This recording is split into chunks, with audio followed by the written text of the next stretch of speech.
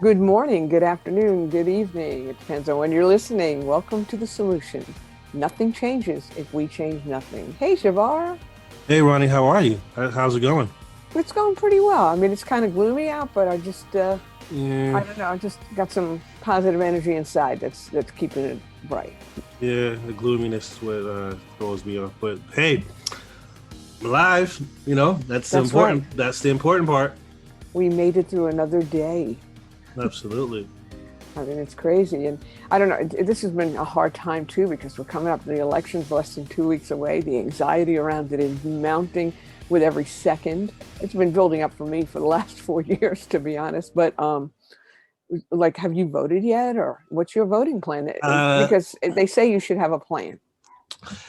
Initially, my plan was to suck it up and just go to the polls, and but my scary butt, you know, is afraid of COVID, what have you. Hmm. And I mean, I still was gonna, because it's my civic duty as an American to vote, and to put my to pick the candidate. Like, granted, like, I'm not the most fondest of the two candidates, but I'm going to choose one, and I know which one I'm going to choose. Same Um, here. I was speaking to a friend not too long ago, and he was like, we were talking about this whole voting thing, and he was like, dude, I'm gonna do the ballots because I'm afraid to go into the polls and because of COVID and what have you. And I was like, I didn't think of that. And then my mom called me. It was like, she calls me Shay. Shay, why don't you do early voting? So everyone's giving me this different options. And my idea, I had one option, was to go in. That was Hmm. that was my thought process. So now I have options. So what I did was I actually did the early voting. No, I did mailing voting. So I Hmm. got my ballot and I completed it immediately because I didn't want to forget. I didn't want to lose it. And I sent it out. So I sent it out about a week ago. Good for So you. I was able to get it out earlier because, like, well, this weekend, well, when you listen to this, it'll be a weekend later. We have early voting in New York.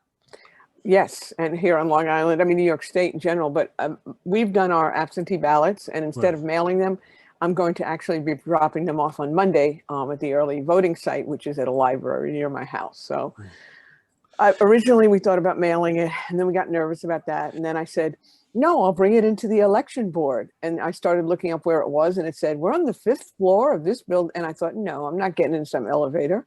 No way. And, you know, I'm just going to bring it in myself.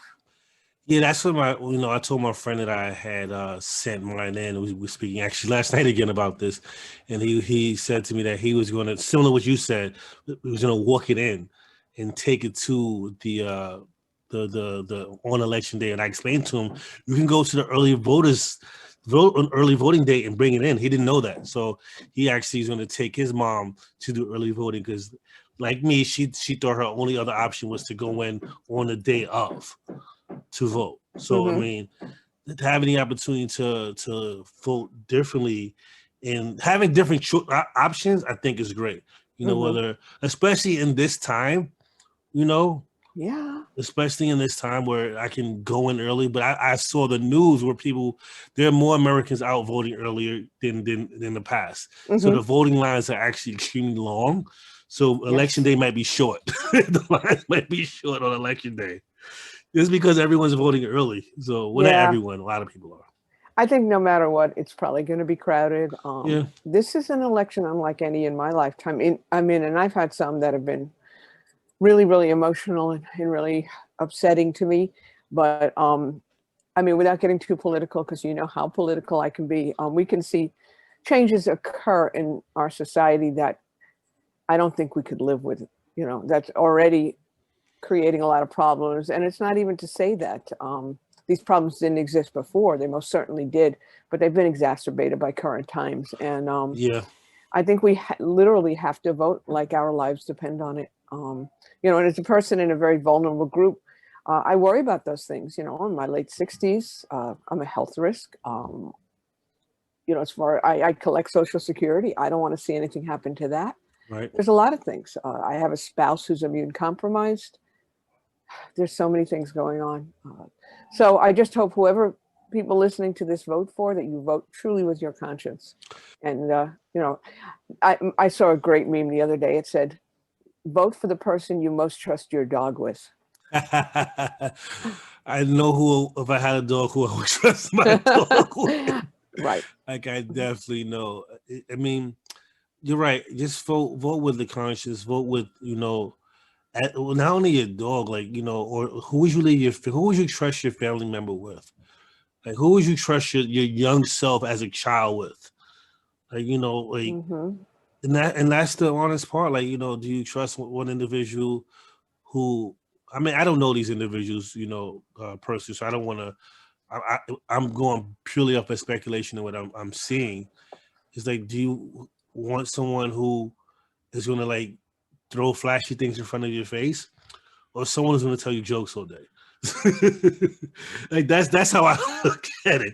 I want to laugh, me. I just want to laugh and have fun, and I want to feel comfortable and safe. Like, I use this phrase where with friends who have children, and I talk about, time spent is more valuable than money spent. Mm-hmm. Because you could buy all these things, and I'm referring to two candidates. How I just explained. One candidate will buy all these flashy things. The other one will tell you stories in of their past, what have you, or even just funny jokes, or give you hugs because that person loves to give hugs. Maybe too much. Maybe too much. And that goes with children. Like, the child's gonna remember those hugs, those stories, those jokes. The materialistic things come and go, they break. The memories last forever. The child's gonna say to you 10 years from now, I remember when you didn't play those games with me that you bought with me. Yeah, that's and in true. your mind, it's like, well, I bought it for you, but I wanted you to play with me. Mm-hmm. I remember those sneakers you bought, but we didn't go outside. We didn't do anything.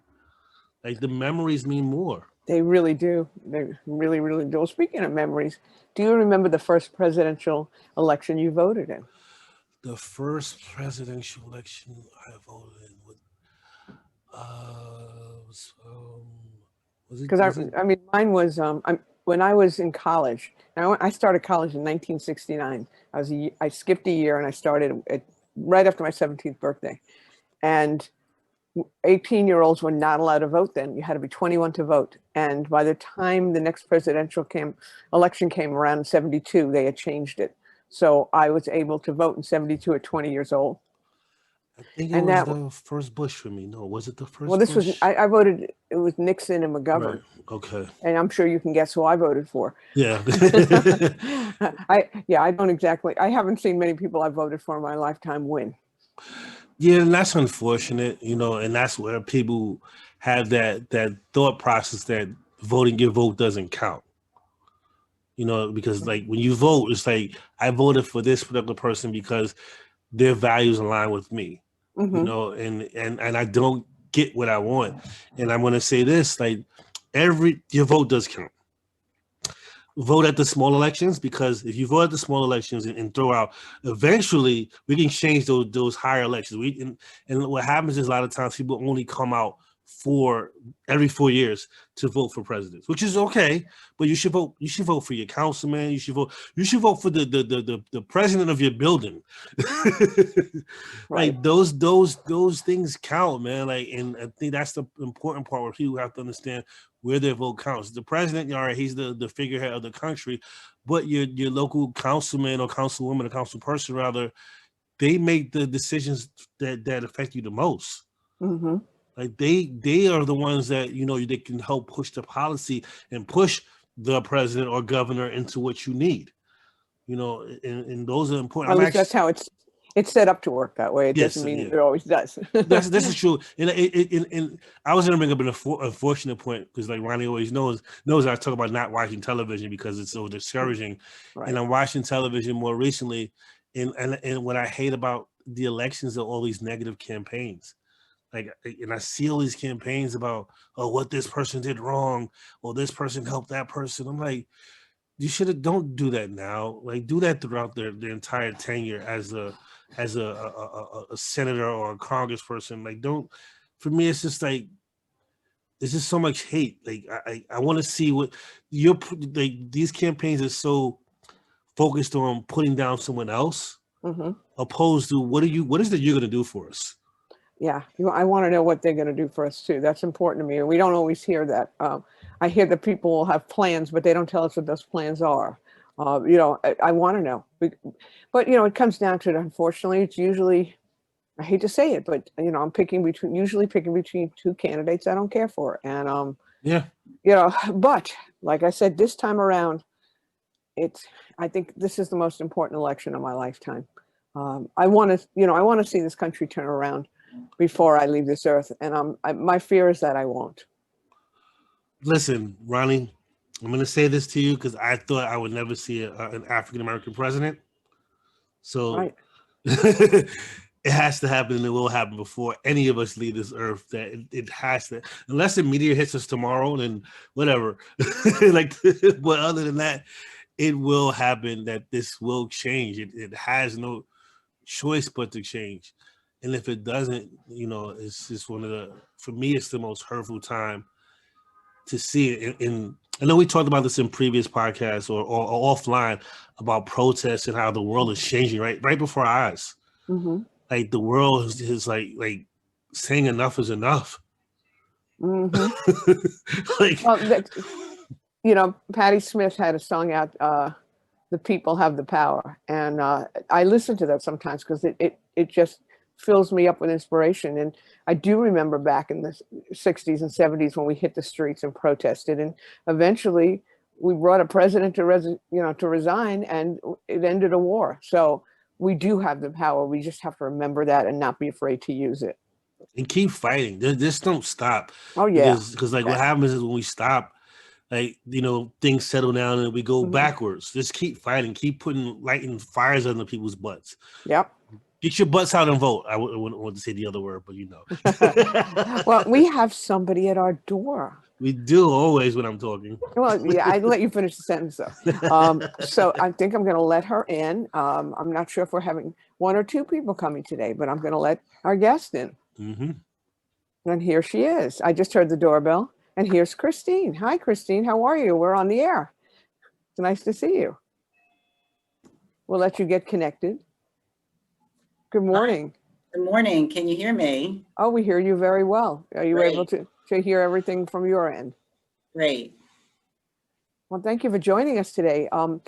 Is your cohort coming as well? Yes, I believe she is. Okay, great. We'll see Yes. her when she gets here. We'll let her in.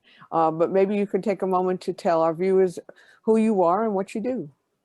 So thank you, Ronnie. I am Christine Cavallucci. I am the Executive Director of ADAPP, which is the Archdiocese Drug Abuse Prevention Program.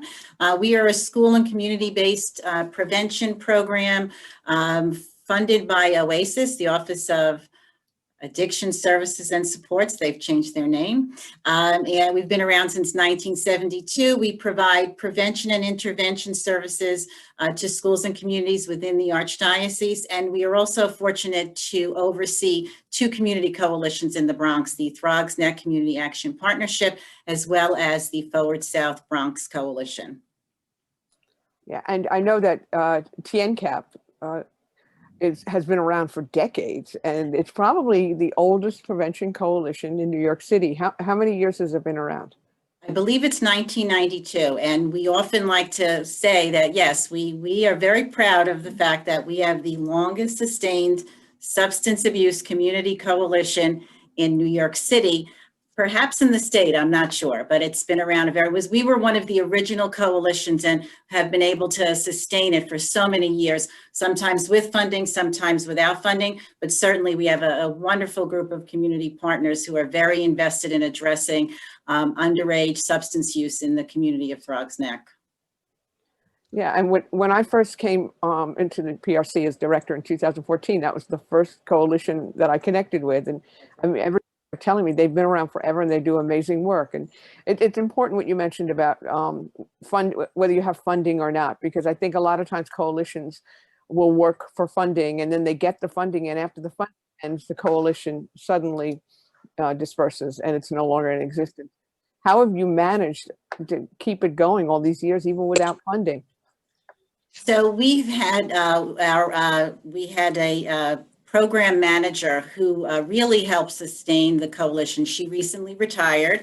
but she was the driving force. And I think also between her leadership as well as the agency's commitment to knowing that substance abuse prevention has to go beyond the school, and learning different ways about how to embrace all the ways that can be done through the community. I think we as an agency have a commitment to all types of substance abuse prevention, whether it's in schools or in communities. And so I think that helped it. Our former executive director was also very invested in sustaining the coalition. So I think when you have strong leadership from an agency, and we were fortunate, we have people who have started with the coalition that are still with us and still very invested. And so I think when you have the marriage of an agency that's behind it, as well as individuals in the community, you really can sustain that presence, certainly.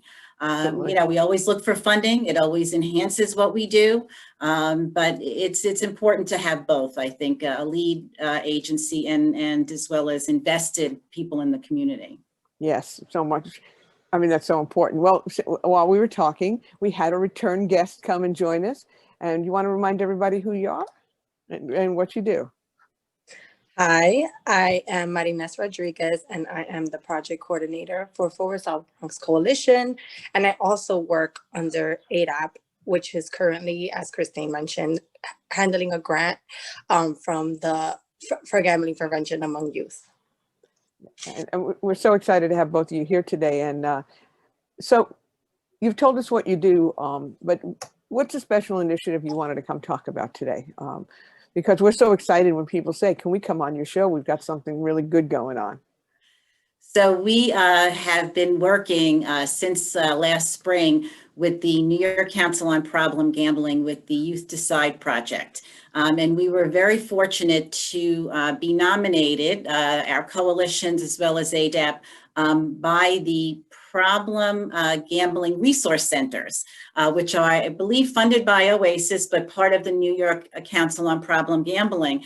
And particularly, we have a strong partnership with the Bronx Regional Center. And there is their person who is in charge, their team leader, Venus Moore, is invested in both coalitions. And she had said, this is an agency that we feel can get this message out around youth gambling. So we were fortunate to receive some funding to be able to get the message out about youth underage gambling. And so it really, the mission is to educate young people about the dangers around youth gambling, and also to provide education to families and communities, because it is one of those things in prevention that perhaps goes unnoticed and undetected. And even with adults who have gambling problems. And so it's a way to raise awareness with youth so they can make good decisions and they can come to understand what is gambling and how maybe they're being enticed without even knowing it. And also it's a way to educate parents about their own behaviors, but also encouraging them to have conversations and question their children about what they're doing, what activities they're engaged in. And so it's really two components. There's parent as well as some community action. And actually there's three components. Then there's also a portion for youth. And Marines has actually been going out in both schools and to communities to raise awareness using the material that is developed by the New York Council on Problem Gambling. Oh, so Marines, have you been going to school? Have you been going in person during this time or virtually? What's that been like? So I've been going in person. So for example, one school, they were doing hybrid. So there were about 3 to 4 students in the class, and then the rest were virtual. However, it was a bit more simpler than I expected, because those same students that were there in person were actually viewing the same presentation from their laptop in person as well. So they were able to still engage with their classmates. And when we have examples during the presentation, like, what is gambling to you? What are some examples of ways that youth gamble? They can all engage amongst each other and feed off of each other. And I feel like the momentum was great. Again, it's been different than I expected. And also, I'm sure I'll keep continuing learning in the process, but there have been instances where I'm teaching virtually and there are no students in person, but I'm still at the school. Mm-hmm. So that's what it's been like. It's been very interesting to get feedback from the youth and see how they may oversimplify the risks that are involved with gambling. And as you said, it's often an overlooked part of prevention. You know, people forget that gambling is very much a part of the disease of addiction in many ways. I come from a family where I had an uncle who was a gambling addict. And I remember when I was very little. My brother is 8 years older than me, so I must have been 6, and he was 14 in junior high. And my mother got a call. He lost all his quarters. They used to use quarters with, I forgot, I don't even know what it's called, but they would like do this game with quarters where they toss the quarters. And he lost all his quarters and he couldn't get home on the bus. And it was that game before. Okay. You picked it against the wall. I played that before. My mom used to always tell the story of how she got the phone call, "Hello, Mom." You know, she used to get those calls a lot from us. And she jumped in the car and went and she picked him up. And he walked in the door and she had just made herself a sandwich. And she said, "Here's your lunch," you know, because moms do that sort of thing. But, you know, at the time, we didn't even know the ramifications of all that. We knew he had an uncle who got into trouble a lot. And he eventually had to leave a lucrative career just so he can cash out his pension. He was a reporter for the New York Post because he had gotten himself in debt so far over his head, he was going to probably get himself killed. So it really can overtake your life. It's interesting, you know, one of the things that have come up when we have presented some of this information with our community groups, you know, it's even having adults think about simple things like, what are we doing with youth when we have like bingo games or we have raffles? How are we priming the brain for some of these activities? And, you know, what is the message we give to young people? And so we've had some good conversations with some of our community partners around what this means when we do these things and the impact on youth. And it really has given them pause to think, you know, and it's not to say, don't ever have a raffle or don't have a bingo game, but it's really thinking about what messages we're communicating. You know, giving young people lotto tickets when they're not of age seems harmless, right? And maybe in isolation it is, but in the larger context, how do we have these conversations around what is okay and what isn't, right? So I think those are some of the things that have come up when we've discussed it with our community groups. I have a question. What's the discussion with families who this is more like for cultural, because like, you know, I grew up in, that's a, you know, a lot of my the elders in my family gamble. I for one don't like gambling because I don't like losing my money. Like if it's like, how do you, because like we were all my cousins, all of us, we were taught how to play cards. We were taught these different games, but when it becomes generational, how do you have that conversation about generational gambling or cultural gambling? Mm-hmm. Mm-hmm. Well, I think there's two things, and then Madanez, you can certainly, I think it's where we're addressing underage gambling. So certainly we want to look at what's legal and what isn't, and also the, it kind of, you know, acknowledging that we know the science, you know, around brain development and making good decision comes much later. And so it's really reinforcing those things with parents. I think as we talk to adults, you know, you want to be mindful of generational or cultural kinds of things, and you can't start from a place where it's wrong or bad. It's more around, is it impacting your life? When are you using it? What are you know, how is it impacting your life? What is the purpose of it? And really having those kinds of conversations. So it's really for right now, separating out for young people, the dangers, and then in your family, what is the impact, right? So I think there's a few levels to that conversation, and knowing when it becomes a problem, knowing those signs, similar to substance use. You know, some people can have a drink as an adult and other people will have problems. When do you know to intervene? When does it become a problem? So Madanez, I saw you unmuted, so I was.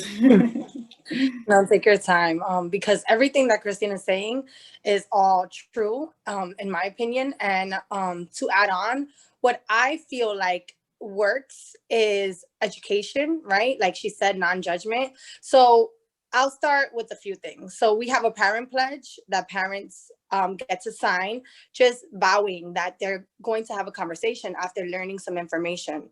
And then we have a fact sheet that we give to community leaders and parents. And the fact sheet, I think, is what's very moving because it shows the statistics. So it makes it impersonal. It's not judgment, it's just science. So for example, the fact sheet has that 39.5% of New York State youth between the ages of 12 and 17 have gambled in the past year.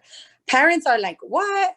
Because a lot of times they try to give this information and the response is, I don't gamble. And I'm like, okay, awesome. However, with online video games and gambling being more common, do you know the facts? Here's some information. And they're like, oh, you know what? You have a point, because my son's football team, I noticed that they place bets. And I didn't think of it like that because it's in school and it's a sport and he's doing a good thing. And just looking at some of these behaviors that are being instilled culturally, like you said, not only culturally with family, but culturally amongst tribal activities like teams, right? So another thing is that nearly 30% of the youth actually state that they began gambling at the age of 10 or younger. I mean, that's huge. And then alcohol use, past 30-day alcohol use specifically, and use of marijuana is usually higher amongst youth that do gamble. So putting all those together, a lot of parents are concerned about marijuana and alcohol, and they might reject gambling, but it's putting everything together, because as prevention groups and agencies, we definitely want to combat these issues at all sides and know that it's a holistic issue that needs to be addressed accordingly. So I think that helps. And then the parent pledge, all they have to do is sign and say, I pledge to have this conversation and just look at my norms and my ideas and beliefs and talk about that. So that's how I feel we're tackling it. Yeah, I think a lot of times, like you said, we're so used to hearing about drugs and alcohol that people don't even realize how gambling has a way of creeping into your life, and how people, I'll go sometimes, I buy an occasional lottery ticket. Most of the time I don't have cash in my wallet anyway, but sometimes, I'm going to get it and there'll be people, and I can tell that they don't have a meal to eat and they've got all this cash in their hand and they're using it to buy lottery tickets. By the time somebody's added up the years that they've been buying those tickets weekly, how much money have they spent? And it's not even something that a person is fully aware of. We don't realize how it creeps into our lives. So. One of the things we've been fortunate is because of the PGRCs, there's been some training and some community assessments and some emerging trends. And one of the things I think parents are not aware of is the amount of gambling or pre-gambling that occurs with gaming, right? And so it's helping parents understand when their youth are gaming, even if it is to buy coins, or certain tickets to win the next prize. It's almost like prepping young people for the next step. And then there's all types of video gaming now that's with sports. Even colleges have video game teams. So when you move it to that level, I don't think parents understand that there's more opportunities. And, we always talk about in substance abuse prevention about availability. The more availability, the more opportunities there are for young people to engage in gambling, the more likely they are. And more so now during the pandemic, because everything is virtual, then that's how people are connecting, is with online. So. Well, definitely, and you're referring to esports. So that's, in NBA 2K, they actually have like a Las Vegas type setup where kids can play roulette and play the slots in the actual basketball game, which I have no clue what does it have to do with basketball. So we're teaching young people how to gamble instead of shooting a basketball, which I think that the idea should be about the team, opposed to, picking up a habit that some athletes already have, and these are what young people look up to. Some of these athletes have these habits, and then we're actually perpetuating and teaching them how to develop those habits because their favorite athlete goes to Las Vegas, goes to Atlantic City, and gambles and participates in that. And that's one of the things that I notice as a dad, where I don't allow. Well, when I'm not around, they do what they want. but if I'm in earshot and I'm like, did you just say the word bet? Like, what is it that we're betting? Because like, there's no, like, you know, there's no, what do you have money to lose? And it, you know, and do you have money to give away? Like, you know, spend your money on something or save your money on yourself or something that's going to get you, give you joy. Like, you know, and I think that's the effects that, and the reason I bring up the whole generational thing, where a lot of times when we learn these games and we go play these games in school, and we're gambling our lunch money. Like Ronnie said, some of us don't have money, and we're gambling our lunch money to get more money to and then we're taking away from our friends, which we aren't really looking at it that way. It's just like, oh, here's more money. I beat you out on something, but not knowing the psychological effect that may have on that person, or the food, or getting home. Like you said, Ronnie, your brother couldn't get home because they were pitching coins against the wall. You know, and those are games I played as a child where at that time you don't think of it like that. Like, no one told me that there are effects behind those things. And I mean, I hated losing money, so that's why I didn't do it. I stopped doing it. I'm like, I need money. I'm hungry. I like these sneakers. And yeah, but that's, you know, that's why I brought it up, because we learn those things at home. And I'm not telling anyone how to raise their family, what have you, but it's like, you know, if you're going to teach, you know, give the positive and negatives to these types of things. And that's how I do my best to raise my children. But when they aren't around, I don't know what they're doing. You touched on so much right now that there's just so much to unpack. Because, for example, you mentioned youth and how your son might risk bet something, and you're talking about money. And we actually, part of what I discussed earlier about presenting virtually is this class that basically goes through different media literacy education on prevention, on gambling prevention, and also on how youth are being primed. So, for example, something that I personally learned and I like to definitely focus on and emphasize is that what happened is that the gambling industry actually developed these slot machines that you mentioned for a younger male audience, because they may not know the rules of, for example, poker or blackjack, but everyone can pull down a handle. And part of the education class that we give shows these different advertisements of gambling. For example, they use slot machine pictures and they put Marvel cartoon characters, comic characters right next to it. And it's often that male strong characters are used, and a lot of characters from video games are associated with these gambling advertisements, as well as scratch offs, right? Hey, everyone returns Christmas sweaters. Why not just buy a scratch off? So there's all of that. So in this media literacy education class that we give, right before we start with a pre-test, we put up a QR code and they scan it, they take it, then we do the curriculum, then they take a post survey to see what they learned so that we can provide data and research. And then finally, they're given this activity sheet to do where they have 3 responsibilities. One is to talk to a peer. And often I tell them like, hey, you can use a different peer, or you can use a peer that also has taken this course as well. And that way the conversation continues. And it also teaches that risk is not only associated with money, right? And another thing that they have to do is to talk to a community leader.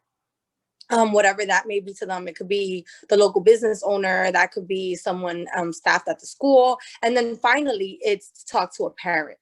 So while we have this parent pledge, right?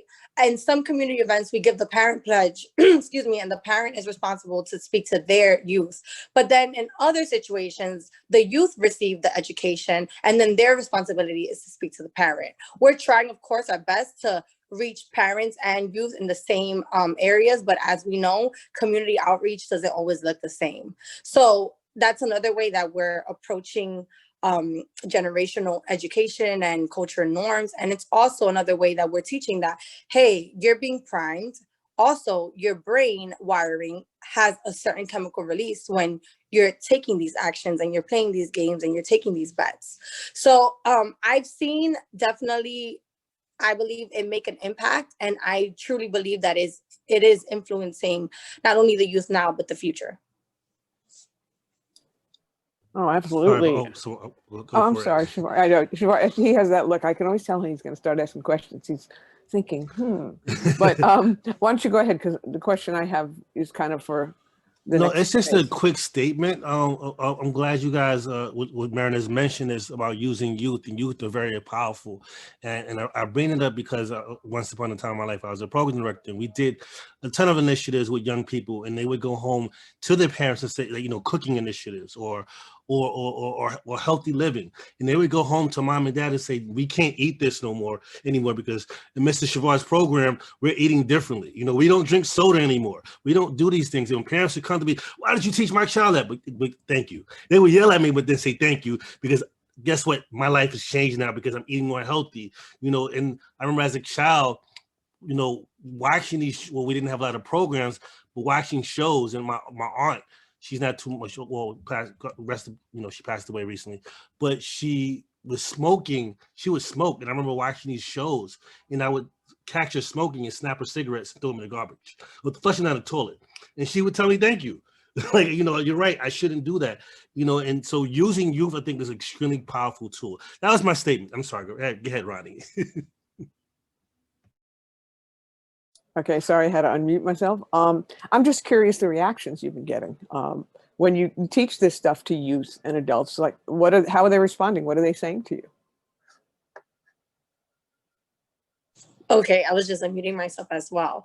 I think at the beginning, it starts kind of like jokey, which is predictive of what's actually going on. I've worked with youth in the past, so I have a little bit of experience as to what certain reactions mean.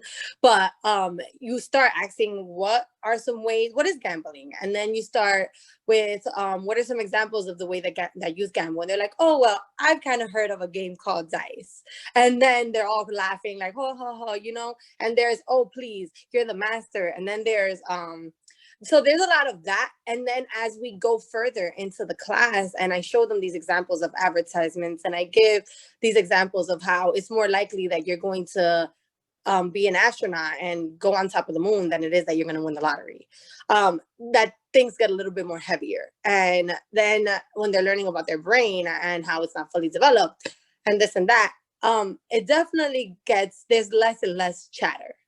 There tend to be more contemplative faces and some questions. And some students have commented like, wow, this is crazy, I didn't know. But definitely, I think that the more silence, and this is not distracted silence, this is very contemplative silence, is very indicative of the fact that it's definitely raising their awareness, and it's making an impact.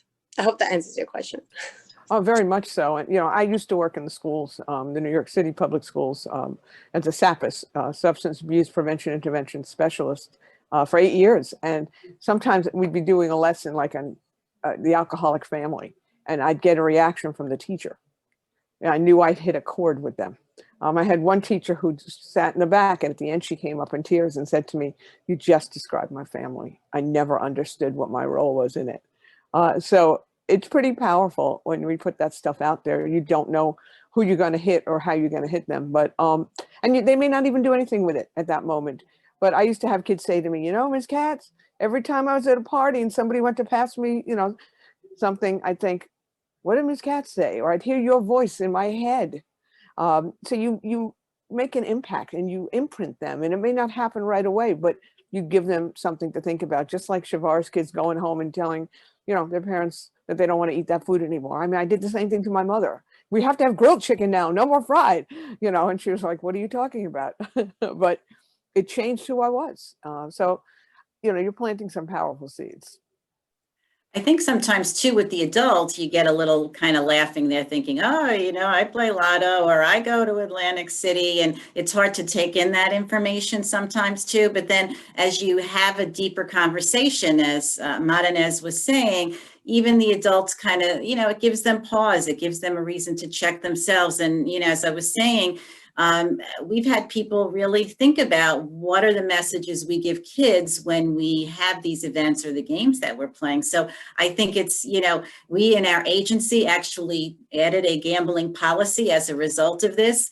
And, you know, for birthdays, we would give a lotto ticket to each other just as a group. And people were like, oh, we can't give lottos anymore. Well, no, because now we're taking a stand really to say at work, this is not who we are and what we're about. So I think you find the same thing with adults, but as you have that deeper conversation, people can think about their behavior. And that's really what you hope, just kind of to raise an awareness and hope then they could take that and apply it to how they need it. Yeah, and you know, as far as policy, I know that where we work, there's a policy that said no, like football pools, things like that. Because we don't realize a lot of times, you know, it may be harmless for one person, but you may have triggered something in somebody else. You know, I'm in long-term recovery or sustained recovery. It's I've learned to say recently. You know, if I was at a party and somebody kept trying to get me to drink, I could get into a lot of trouble. That for me, that's not going to work. But the person next to me could have a glass of wine and it not be a big deal. So we have to be aware that everybody's needs need to be served. We can't just assume that everyone's okay with it. And I don't get the impression you're saying, oh, don't play the lottery, don't play bingo, don't, you know, do it mindfully and be aware of who you're dealing with and who you're impressing. Because kids and people who have an affinity for addiction are very impressionable. You may be imprinting them with something that you never even realized was happening. Right. And I think when it's, you know, when you talk about an agency policy or a school policy for adults or, you know, whatever community organization, I think it's just saying that during this time, you're right, Ronnie, because we might think it's innocent and buying lottos or engaging in something for a colleague, it may not be. And so you can't sanction that in a way as from an agency or even a business perspective.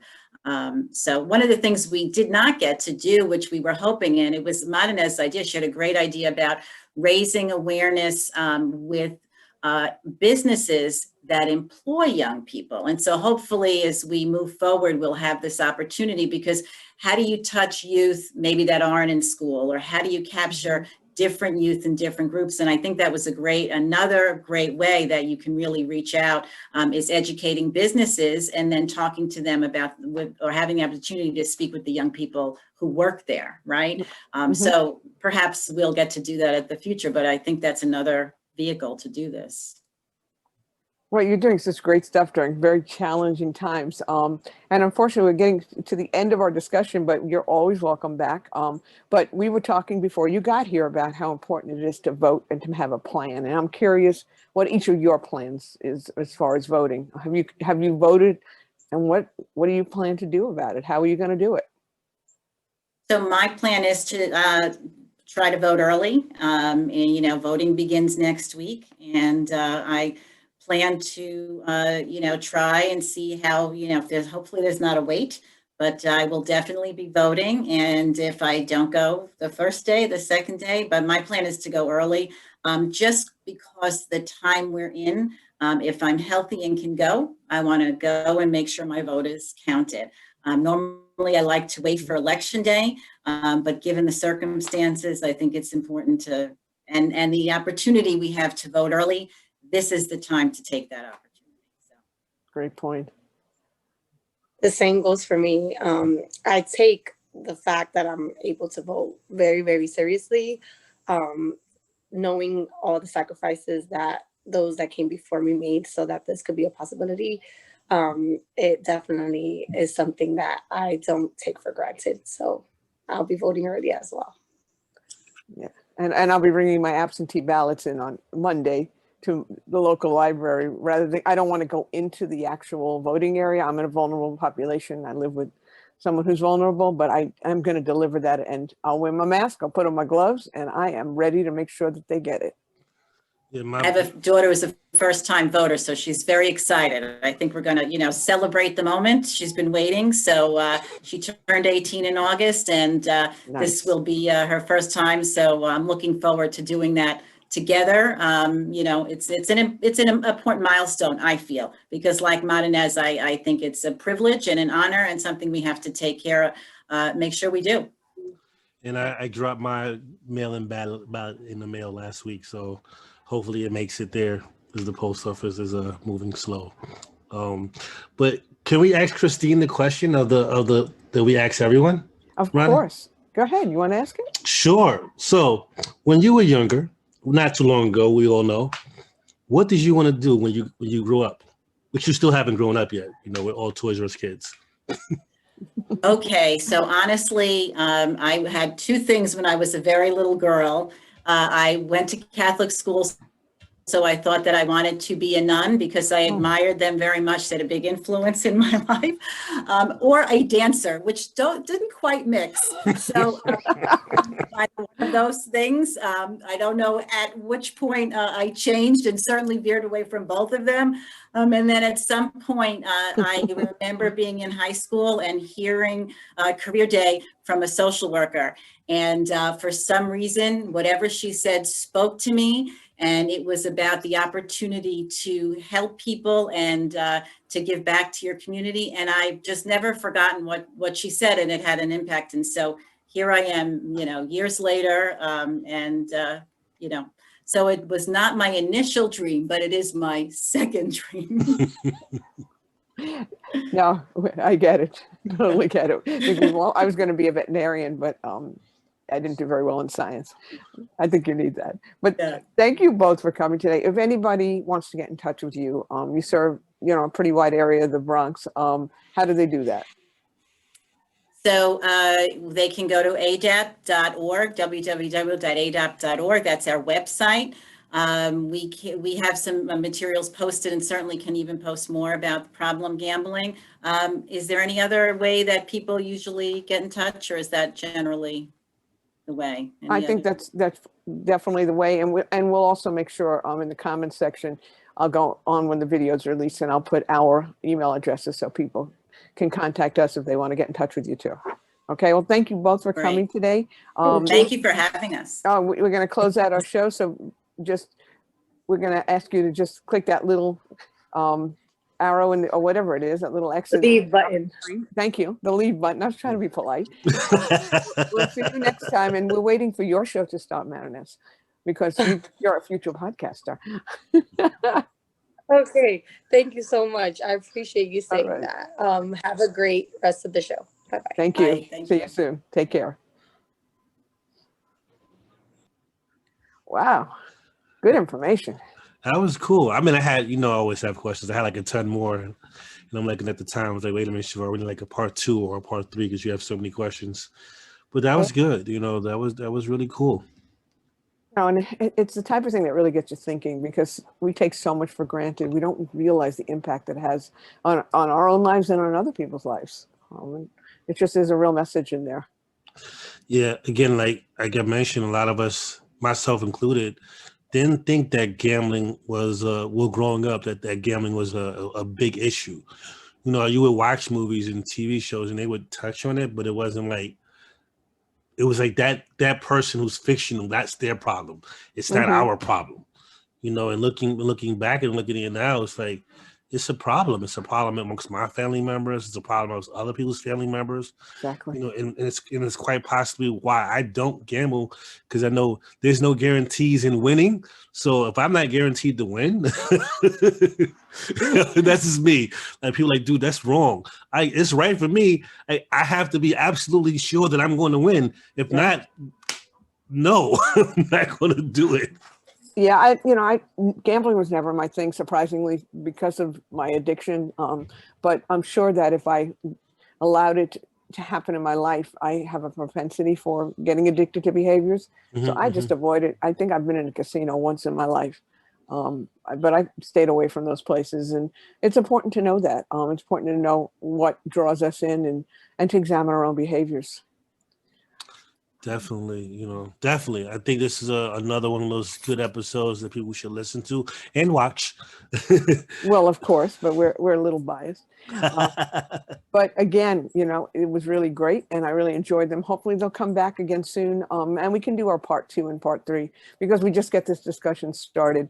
But again, thank our viewers. Thank you for joining us today on The Solution. Nothing changes if we change nothing. Get out there, get your plan to vote. Please vote. Really, every election, every time we go in there or hand in our ballot, we're speaking in the only way we have a voice.